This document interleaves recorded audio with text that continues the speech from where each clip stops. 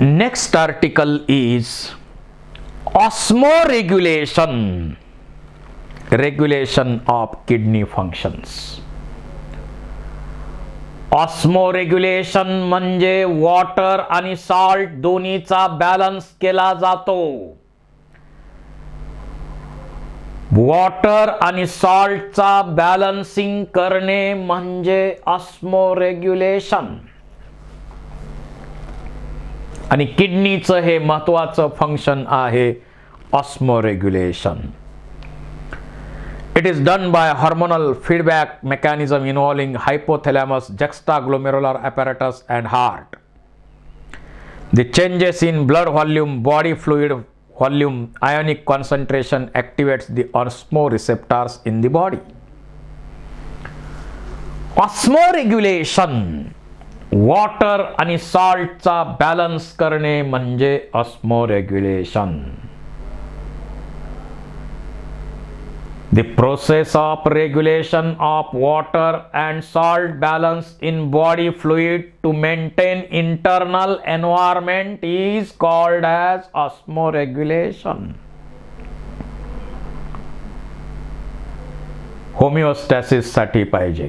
The term osmoregulation was proposed by Haber.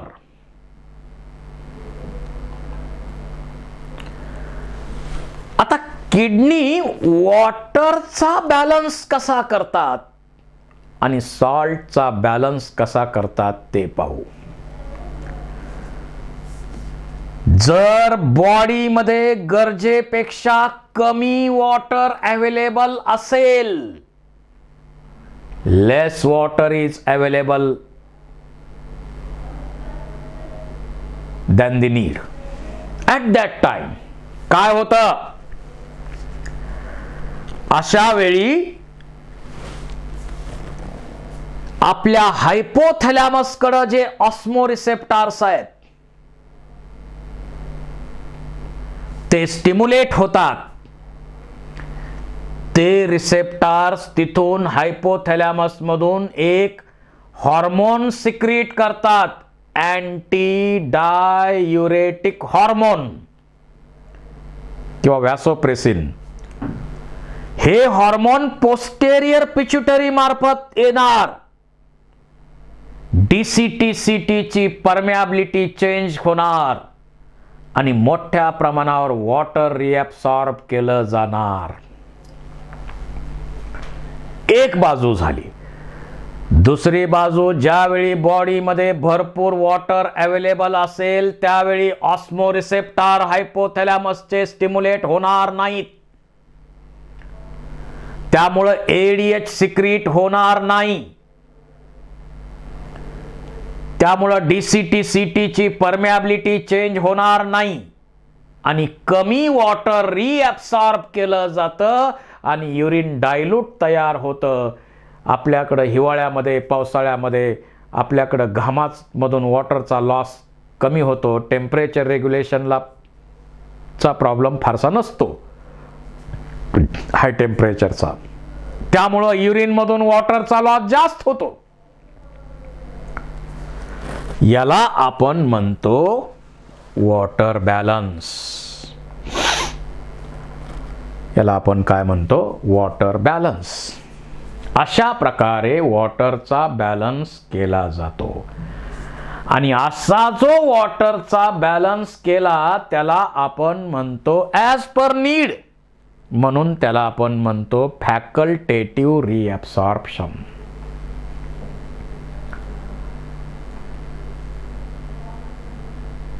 Dessert mammal मध्ये पाहिलं तर ADH जास्त सिक्रीट होतं आणि म्हणून त्यांचं युरिन कॉन्सन्ट्रेटेड होतं.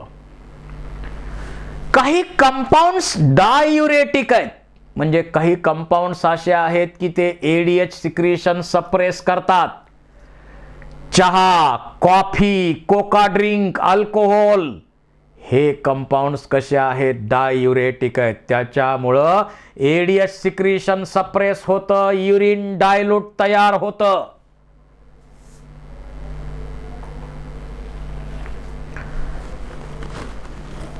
जसा वॉटरचा बॅलन्स आपल्यामध्ये केला जातो त्याचप्रमाणे सॉल्टचा बॅलन्स सुद्धा केला जातो. एस्पेशली सोडियमचा बॅलन्स फार महत्वाचा आहे. आता सॉल्टचा बॅलन्स करणे ही प्रोसेस थोडीशी कॉम्प्लिकेटेड आहे. जर सोडियमची लेवल बॉडीमध्ये कमी असेल तर यासाठी adrenal cortical hormone aldosterone secrete व्हायला पाहिजे. मिनरॅलो कॉर्टिकॉइड किंवा अल्डोस्टेरॉन हार्मोन सिक्रीट होतं ते Na+ रिॲब्सॉर्प्शन त्या फिल्ट्रेट मधून करतं आणि मग सोडियम लेवल हाय मेंटेन केली जाते बॉडीमध्ये. परंतु ही प्रोसेस जी आहे या ॲड्रेनल कॉर्टेक्सला स्टिम्युलेट कोण करतं? Angiotensin second stimulate the adrenal cortex to secrete aldosterone and salt balance takes place. ही प्रोसेस थोडीशी कॉम्प्लिकेटेड आहे. आपण पुढं जक्स्टाग्लोमेरुलर ॲपॅरेटसचा रोल ज्यावेळी स्टडी करू त्यावेळी त्याचे डिटेल्स आणखी एकदा तुम्हाला समजतील. जसं इथंच सांगायचे म्हटलं डिटेल तर बघूया आपण. जर Na+ लेवल कमी आहे त्यावेळी काय होतं? रेनिन अँजिओटेन्सिन अल्डोस्टेरॉन सिस्टीम म्हणजे रास ही जी सिस्टीम आहे त्या सिस्टीम मधून काय सिक्रीट होतं? रेनिन सिक्रीट होतं. ते काय करतं? अँजिओटेन्सिनोजेन च कन्वर्जन अँजिओटेन्सिन फर्स्ट मध्ये करतं. एक प्रोटिओलायटिक फॅक्टर आहे तो फॅक्टर काय करतो? अँजिओटेन्सिन फर्स्टचं कन्वर्जन सेकंड मध्ये करणार आणि अँजिओटेन्सिन सेकंड काय करणार? It stimulates the adrenal gland cortex to secrete aldosterone. आणि aldosterone acts on renal tubule and Na+ reabsorbed from filtrate. अशा प्रकारे सॉल्टचा बॅलन्स आपल्या बॉडीमध्ये केला जातो. तर यालाच आपण म्हणतो ऑस्मोरेग्युलेशन. When salt concentration of body fluid increases, secretion of aldosterone stops आणि युरिन मधून मग भरपूर सॉल्ट बाहेर पण टाकतो आपण. Calcium ion concentration is maintained by calcitonin and parathormone.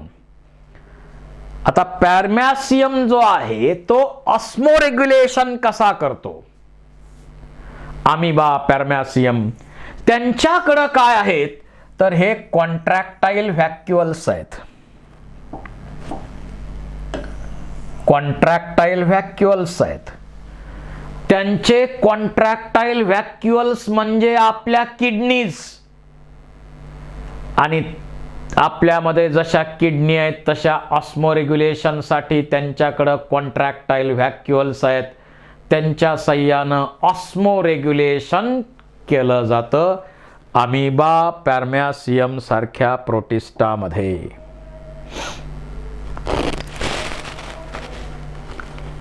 आता ऑस्मोरेग्युलेशन इन फिश हाही भाग आपण थोडक्यात विचारात घेऊ.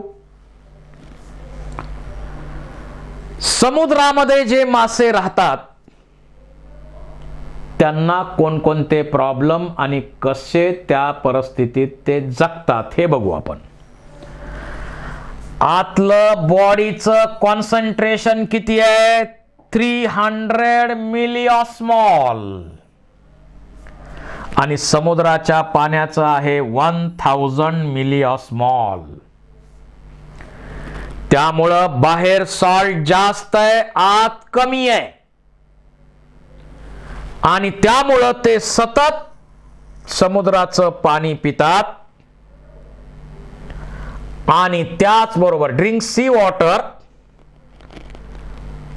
आणि त्याचबरोबर त्यांच्याकडनं या गिल्सद्वारे वॉटर आणि त्याबरोबर बघा H2O leaves gills capillaries and enters sea water by osmosis. आणि त्याबरोबरच इथं active excretion of Na+ and Cl- across the gill epithelium. गिल्सद्वारे सॉल्ट एक्सक्रीट केले जातात. Small amount of concentrated urine containing large amount of salt. या urine मधून सुद्धा मोठ्या प्रमाणावर सॉल्ट बाहेर टाकले जातात आणि अशा प्रकारे आतलं कॉन्सन्ट्रेशन सुद्धा हाय मेंटेन करतात. त्यासाठी युरिया पण रिटेन केला जातो. समुद्रामध्ये राहणारे मासे असं करतात आणि त्याचबरोबर गोड्या पाण्यातले मासे विचारात घेतले तर त्यांना पण वेगवेगळ्या समस्यांना सामोरं जावं लागतं. आतलं बॉडीचं कॉन्सन्ट्रेशन 300 मिलीऑस्मॉल आहे, बाहेर डायल्यूट कंडिशन आहे, बाहेर डायल्यूट कंडिशन आहे आणि त्यामुळं त्यांच्यामध्ये काय होतं? Salt active ion Uptake through gills.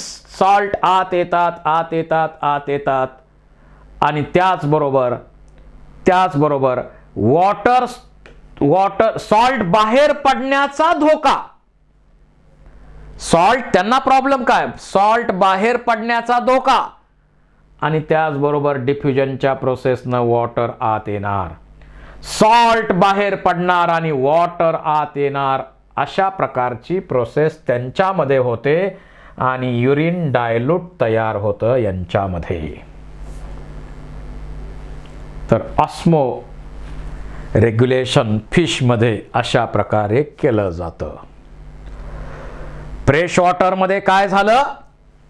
आतलं कॉन्सन्ट्रेशन 300 मिलीऑस्मॉल, बाहेर डायल्यूट आहे, त्यामुळं यातले आतले सॉल्ट बाहेर पडतात आणि बाहेरचं पाणी आत येतं आणि ते मोठ्या प्रमाणावर डायल्यूट युरिन बाहेर टाकतात. समुद्राचे जे मासे आहेत त्यांच्यामध्ये प्रॉब्लेम वेगळाच आहे. आतलं 300 मिलीऑस्मॉल आहे, बाहेर 1000 मिलीऑस्मॉल आहे, त्यामुळं सतत पाणी पितात आणि गिल्स मधून सॉल्ट किंवा आयन्स बाहेर टाकले जातात. यांच्यामधून पाणी बाहेर जास्तीत जास्त पडत राहतं. इथं पाणी आत येतं, इथं पाणी बाहेर पडतं आणि सॉल्ट आत येण्याचा प्रॉब्लेम त्यांना राहतो आणि कॉन्सन्ट्रेटेड युरिन बाहेर टाकतात. हे आता आपण जे चर्चा केली तेच इथं दाखवलंय. Regulation by ADH. When body fluid level decreases, osmoreceptors of hypothalamus get stimulated and release antidiuretic or vasopressin. It stimulates the water reabsorption from DCT and CT and thus ADH prevents diuresis and increase body fluid volume. आपण सांगितलंय आताच.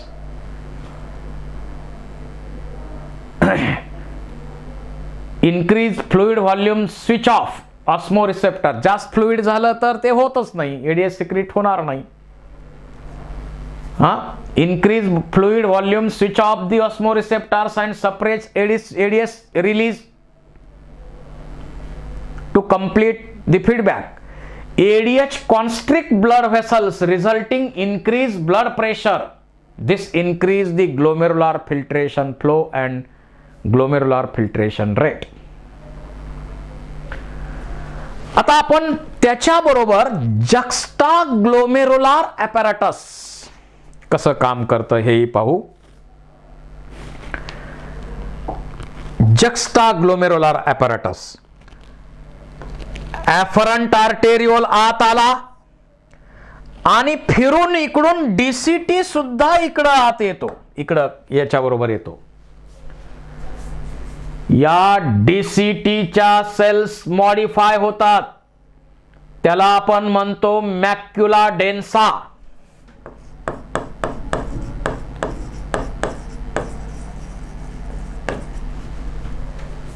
त्याचबरोबर ॲफरंट आर्टेरिओल त्याच्या cells इथं modify होतात, त्यांना आपण म्हणतो जक्स्टाग्लोमेरुलार सेल्स.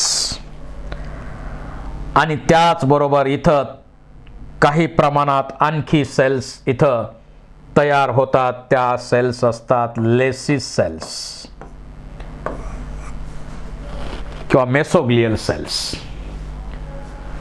तर juxtaglomerular cells of afferent arteriole, macula densa from DCT and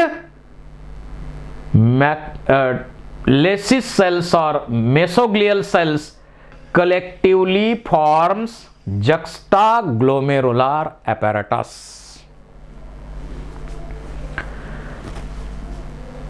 तर हे स्पेशल असं सेन्सिटिव्ह असं ॲपॅरेटस आहे. हे बनवण्यामध्ये कोण कोण पार्टिसिपेट होत आहे? ॲफरंट आर्टेरिओल डीसीटी या रिजन मध्ये ते बनतं. It regulates renin angiotensin system. Renin angiotensin system regulate करण्याचं काम आणि सॉल्ट बॅलन्स मेंटेन करण्याचं काम जक्स्टाग्लोमेरुलार ॲपॅरेटस करतं.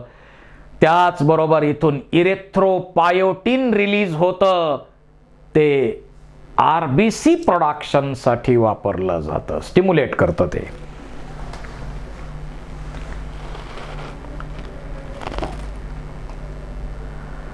आता होतं काय या प्रोसेस मध्ये ते बघू आपण. How blood pressure is monitored by renin angiotensin system. जसं ब्लड प्रेशर कमी झालं तर juxtaglomerular apparatus secrete renin, RENIN. RENNIN म्हणजे ते आपल्या स्टमक मध्ये सिक्रेट होणारा रेनिन एन्झाइम आहे, हे हार्मोन आहे. दिस रेनिन कन्वर्ट्स एंजिओटेन्सिनोजेन टू एंजिओटेन्सिन फर्स्ट. पुन्हा प्रोटिओलायटिक फॅक्टर आहे, तो प्रोटिओलायटिक फॅक्टर काय करतो? एंजिओटेन्सिन फर्स्टचं कन्वर्जन एंजिओटेन्सिन सेकंड मध्ये करणार, तो ऍक्टिव्ह कंपाऊंड आहे. आता एंजिओ म्हणजे ब्लड व्हेसल, टेन्शन, ब्लड व्हेसलला कॉन्स्ट्रिक्ट करा, टेन्शन द्या, त्यासाठी असणारा हा compound. Angiotensin second constrict the blood vessels, so blood pressure get increased and glomerular filtration rate increased. त्याचबरोबर ज्यावेळी Na+ म्हणजे सॉल्ट लेवल बॉडी मधली कमी होईल त्यावेळी सुद्धा रेनिन अँजिओटेन्सिन सिस्टीम काम करते. हे सगळं होतं जक्स्टाग्लोमेरुलर ॲपॅरेटस कडनं रेनिन तयार होणार, अँजिओटेन्सिनोजिनचं अँजिओटेन्सिन फर्स्ट सेकंड मध्ये कन्वर्ट होणार. This angiotensin second stimulate the adrenal cortex to secrete aldosterone. Aldosterone acts on renal tubule to reabsorb salts and salt get balanced. अशा प्रकारे rennin angiotensin system blood pressure सुद्धा monitor करते आणि salt balance मध्ये सुद्धा मदत करते. Aldosterone causes reabsorption of Na+ and water from distal part of tubule. This also leads to increase in blood pressure and glomerular filtration rate. त्याचबरोबर ANF atreniuretic factor secreted by heart या renin angiotensin सिस्टीमच्या बरोबर विरुद्ध काम करते ही system. ANF check on renin angiotensin mechanism oppose मध्ये काम करते. Increase in blood flow to atria of heart causes release of म्हणजे ब्लड फ्लो हार्ट कडे वाढला की लगेच natriuretic factor ANF factor secrete करणार. ANF काय करणार? वॅसोडायलेशन, रक्तवाहिन्या डायलेट करणार आणि त्यामुळं डिक्रीजेस ब्लड प्रेशर, त्यामुळं ब्लड प्रेशर डिक्रीज होतं.